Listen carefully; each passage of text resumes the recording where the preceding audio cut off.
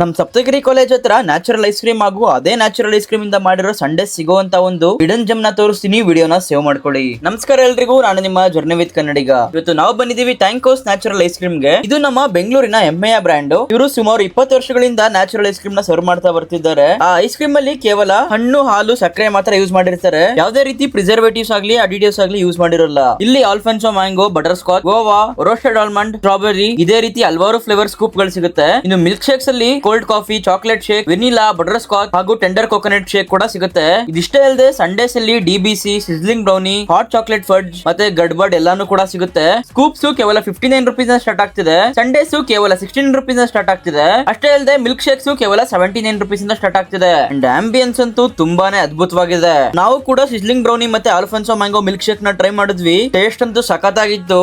Sweet ಎಲ್ಲ balanced ಆಗಿತ್ತು. So ಅದರಿಂದ ನಾವು ವೀಕ್ಲಿ ಒನ್ಸ್ ಕೂಡ ವಿಸಿಟ್ ಮಾಡ್ತಾ ಇರಬಹುದು.